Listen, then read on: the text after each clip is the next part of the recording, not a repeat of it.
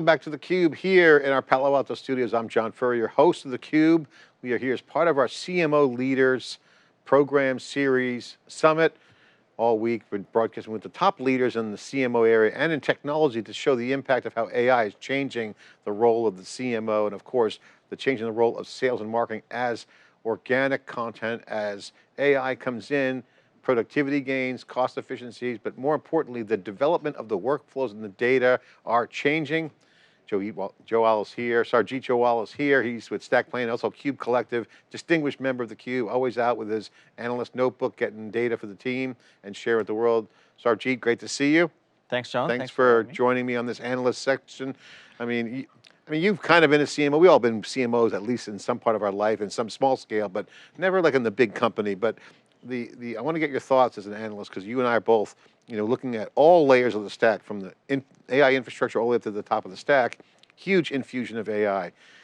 And now you're starting to see, whether you're in a young startup, founding startup, born in AI, by the way, like born in the cloud years ago, they're born in AI, fast growing Series A, Series C companies, pre-public, CMO role, and then you got the big enterprise CMOs, which is marketing departments. In all aspects, the common thread is that they can do more with less, right? Yeah. They all have different kinds of data, but the role of the CMO is certainly changing. What's your perspective? You look at, if you step back from our day-to-day covering the balls and strikes of the tech enterprise industry, what's your perspective on the CMOs, these CMO leaders? What are they facing? What do you see as the opportunities, the challenges? What can they overcome? Because certainly there is going to be massive upside for CMOs. Yeah, actually, there are some CMOs, I believe, that they are very transactional in nature, right? They do this, like what the CMOs are taught in the universities, marketing programs, and they do that. But there's some CMOs who are very visionary, right?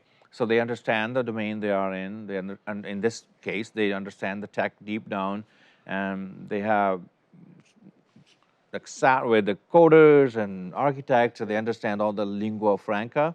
I think they do a much better job.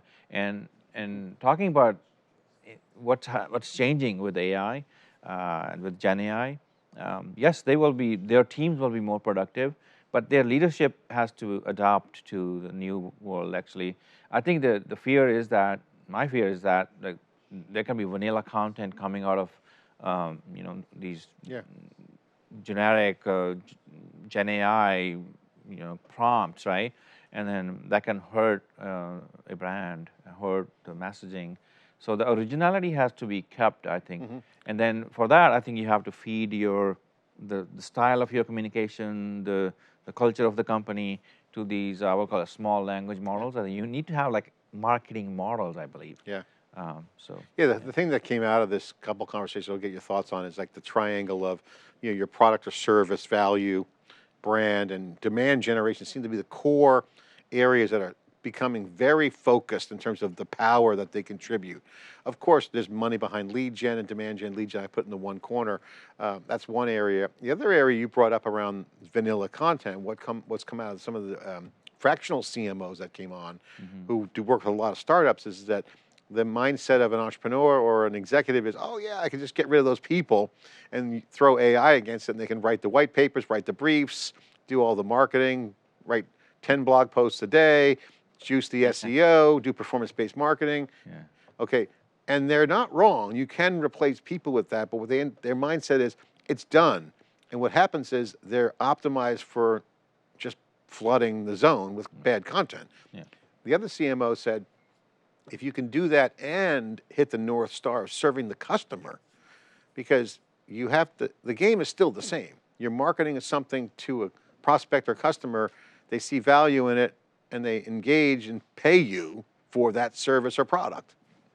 And then you keep them, and you're going to get more, and then build more products. So that whole loop of the closed loop nature of where it moves up to the C-suite is becoming interesting. So the ones that were struggling were the ones that said, hey, I'm so focused on the mechanisms of what I do, lead gen, email marketing, performance, get the metrics, juice the numbers, look at boss, we got more leads. Yeah. What they miss is why marketing exists. Exactly. And you can go from below the line, which is a term we've heard and used in the industry, where you're below the C-suite, you're below the line, you're executing day to day, and security has moved above the line clearly in the past decade, past 5 years specifically.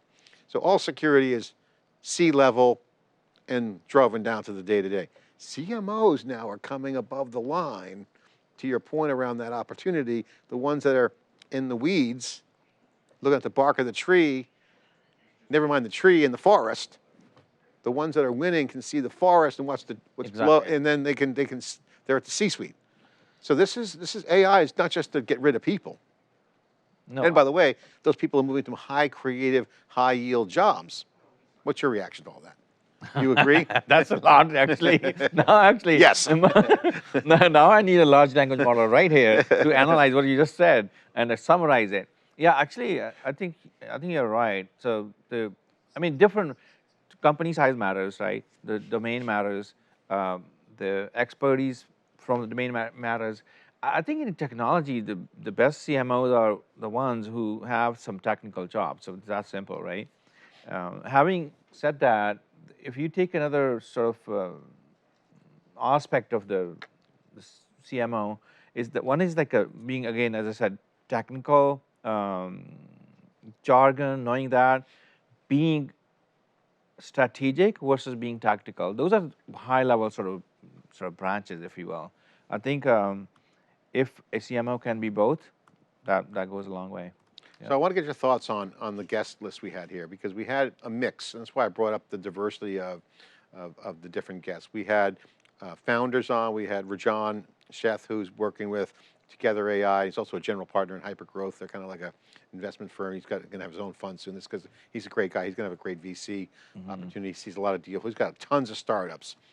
Shelley Strand, early advisor, fractional CMO, basically. Eric Herzog, Eric, he's more the B2B, gears, what's going on in storage. Bruce Cleveland was an early Siebel employee. He then went where Tom Siebel did Siebel and then rode that wave. He's now written a book. He races cars. He's semi-retired, does a lot of investments. The author of Traction Gap, great book, huge perspective he brought in. I love what he was talking about. Ami from CMO of ARM. Yeah. Jyoti from Harness, Sanjay from Traceable. They did a merger.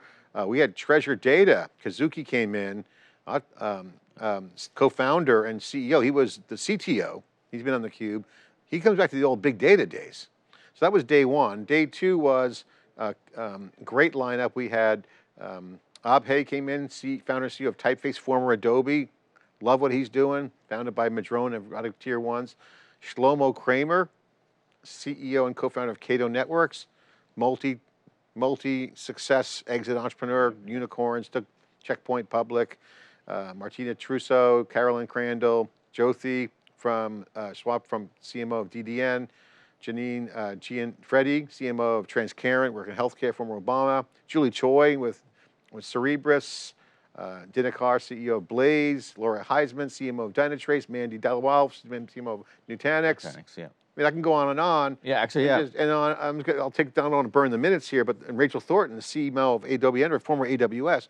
So mix of big seasoned leaders, emerging leaders, future stars, all said unequivocally that the role of data and what the old technology of MarTech stacks will survive to some degree, but will be retrofitted. So I want to get your thoughts on this, because you and I look at the data layer, we look at transformational things happening at the stack level, okay? But if you're a marketing executive in, say, a big company, you've got inherent pre-existing legacy. Yeah. MarTech stack, email marketing, and now, so what's your take on the tech side? Because all these seasoned pros are all saying the same thing. We're going to be faster, we're going to be more cost effective, but the new stacks of stuff and the apps coming out will be the key. Yeah, actually pre-existing legacy is equivalent to pre-existing condition in medical terms, right? So they have some condition. So they have got rejected. We don't cover that. No, but that might be the case. I mean, we don't cover that MarTech stack. We don't like that. I mean, exactly. Or throw it away, or go see someone else. Yeah, no, pre-existing condition needs to be taken care of to survive, right? So somebody, actually I was listening to CNBC earlier today. It's like a healthy person has like thousands of dreams, but a sick person has one dream, right? To be well, right? So if your marketing has been ill in the past, because of any reasons, now you have some more sort of medicine in your cabinet to fix that, and AI will help us. What changes do you see in the stack? I mean, Chandra at Neo4j basically said, I am eliminating any optimization around MQLs, lead gen, because I know what people convert on, and that is when I get for them, it's freemium. And so he just lets things be behavioral and just let things fly, but he focuses all of his effort on that one bullseye. Yeah, you can collect all the data these days. Like you can say, okay, if we do A/B testing in go-to-market strategy for newer products, you can do that these days, right? So you can say, okay, I'm going to launch this product in this market, especially if you're B2C or B2C kind of company, that you can say, okay, if I do this kind of promotion, this kind of geography, these are the results, and will this work or not, right? Mm-hmm. So, and you can do smaller sort of launches, if you will, and you can gather that data, and then having the data from the social, the sentiment analysis coming from those social channels, like what people are saying about a product or a brand, who is talking about us, and how they're talking about us, and the macro conditions can be tapped into that. Like every day now, we have a new president. Like we are on our toes all the time. Like what he's going to say, and then the policy changes, and then all of a sudden the buyer behavior can be impacted. So I was listening. Real time is huge. Yeah, real time is huge. Actually, Amy Badani from ARM, right? She's CMO. She was spot on when she said, like, today's CMO has to be thinking on their feet, on their team actually, right? Yeah.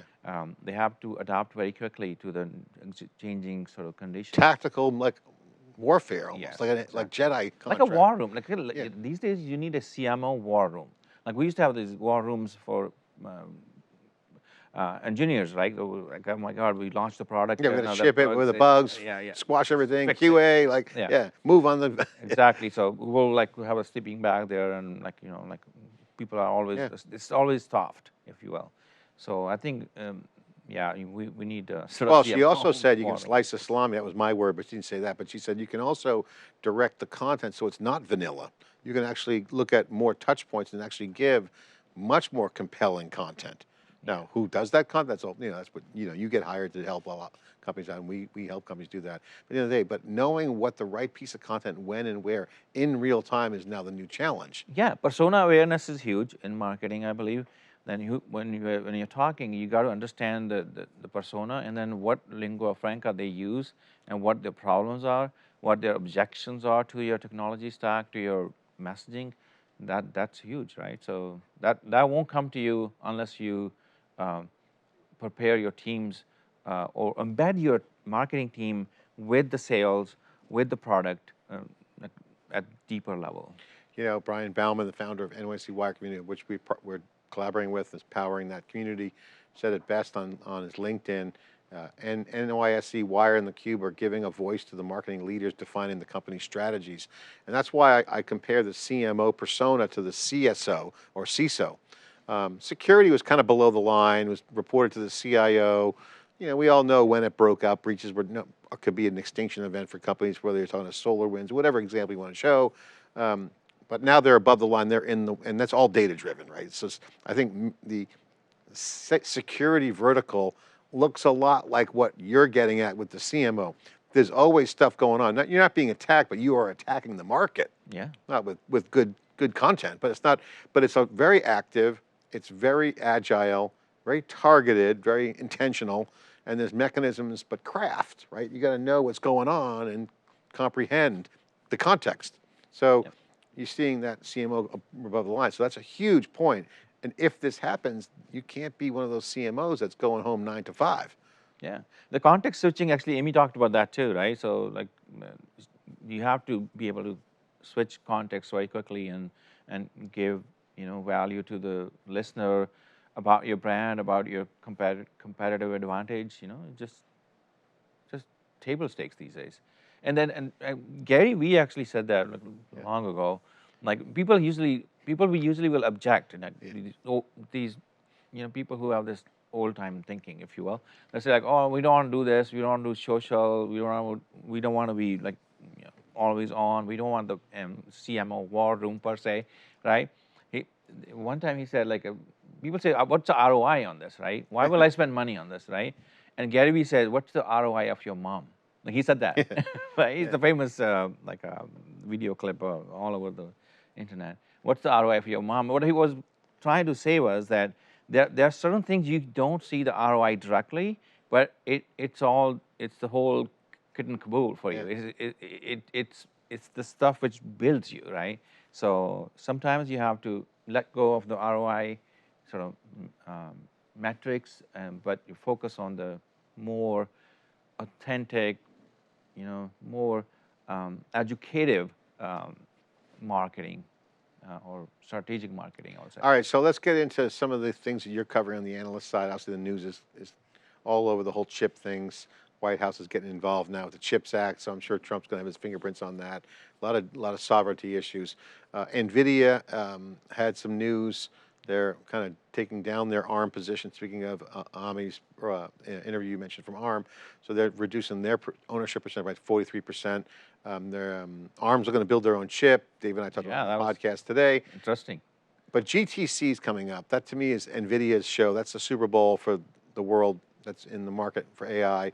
Supercomputing and GTC have become, to me, the two shows, and Open Compute. Yeah. Open Compute, supercomputing, and GTC, to me, are the key shows in AI infrastructure. Yeah, yeah. Of course, you got AWS reInvent, but that's more of the cloud show. They do a lot of, but in terms of the raw nerd factor, Open Compute, SC, and GTC. Up and down the stack, big shows. What do you expect to see from GTC this year?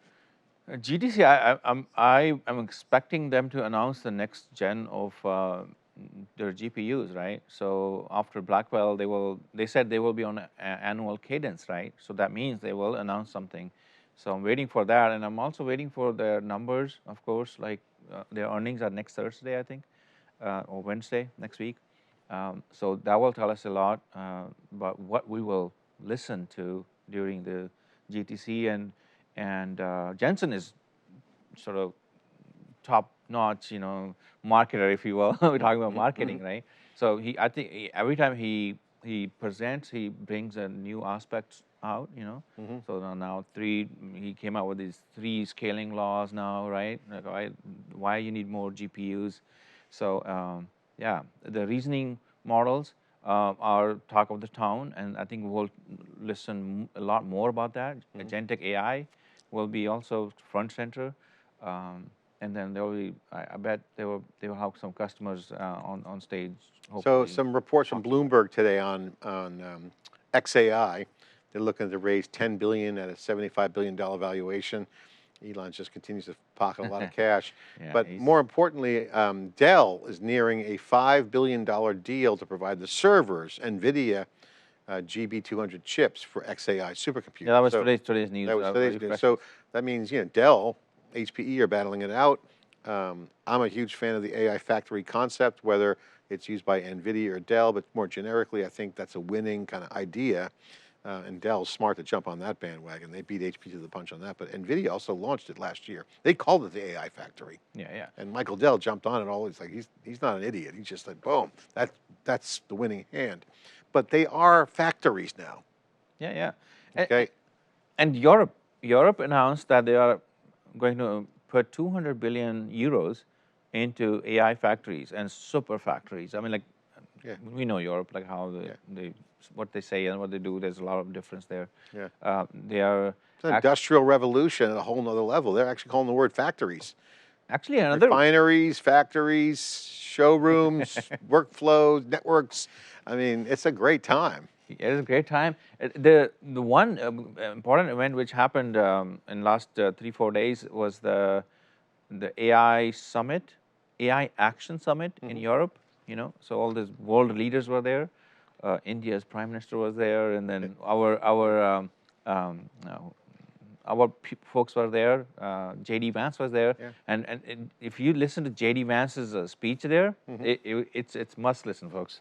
Take a listen to that one, and it was like total opposite of what Europeans and Asian folks were saying there, like all other regions of the world versus like USA. You have to push push forward without worrying too much about the controlling the AI or putting too many guardrails on it.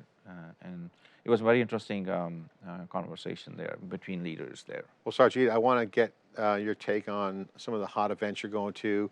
I'm going to be in New York next week for a big partner day for the NYSE. They have all the big media platforms coming in and event groups. I just got invited to ring the closing bell on the podium with all those leaders. And then MWC's coming up. And then you got Ethereum Week here in the Bay Area. You got Human X, a conference that I'm going to be doing 3 panels at. You got Dell Tech World. And then May, by the way, is going to be crazy, right? So what are you looking at for events? What's on your radar? Obviously, you're on social and major influencer. What's on your event radar? Events, the next one is Mobile World Congress, then GTC, then Google Cloud Next is there, and then RSAC is happening locally here. So these are the 4 or 5 I'm going to the next. Actually, now I'm just added today. You told me that I'm going to Vegas. I'll Human X. Yeah. Yeah, you definitely got to do a flyby on that. Yeah, I will go there for a day or 2. So yeah, I will add a few more on the fly as and when my time permits. What's your thesis this year? What are you looking to extract out of the market? What are you going in with? I know you always have a great puzzle you're putting together. You got great research and perspective. What are you looking for? What are you connecting for dots? What's the puzzle pieces you're trying to extract out, and what's your thesis? My main thesis is this, that the value lies in the application, right? Infrastructure is there to support the application. Even the middle tier, which is the platforms, they are there to give us applications which meet the real world, like application. Yeah, real world stuff. Yeah, I mean, that's how we'll use this technology, right? So we can't eat GPUs, right? We can't. We can, take that as a medicine. So we have to have these applications in healthcare, in auto, and our CRMs need to be better. So application is where the rubber meets the road, and then how we cook up those applications, that's where my focus is. The developers, how they will adapt to writing applications using Gen AI. Actually, I'm coming up to this conclusion, actually I'm still working on this, that there are 2 types of outcomes when we use these digital systems. One are deterministic outcomes, one where we need the like pure numbers and the certainty of the outcome, right? The other side is the indeterministic or undeterministic. I'm kind of weak in English. So that's where the Gen AI comes into the picture, the large language models. But on the deterministic outcomes, our old databases, our old systems still will play a huge role there. So our applications will be composite applications or hybrid, you can say that, but composite is a better word for a long time to come. We will be using agents to use AI on one side and then bring in actual data. So we'll be using RAG and or any other mechanisms to mesh these 2 worlds up. We cannot rely on Gen AI alone to build these systems. I mean, it can help us in coding, but not in programming. All right. Well, we're going to keep track. Thanks for coming in and weighing in on the analyst perspective for the CMO Leaders Summit. I really appreciate your time. Thank you. Thanks for coming by the studio. All right. I am John Furrier here inside the studio, the host of theCUBE, with our team here and the NYSE Wired community that Brian Bauman founded, now becoming a bigger founding teams of people, collective, working together with open source content to bring together just great people, have a trusted connection and building great content to share. And from that, a marketplace of ideas and activity happens. Sarbjeet, always want to thank you for being part of our CUBE collective, our trusted network of peers in the community, now part of the Wired network, of course. We'll see you in New York, hopefully soon. Yep. All right. Thank you. From Palo Alto, thanks for watching.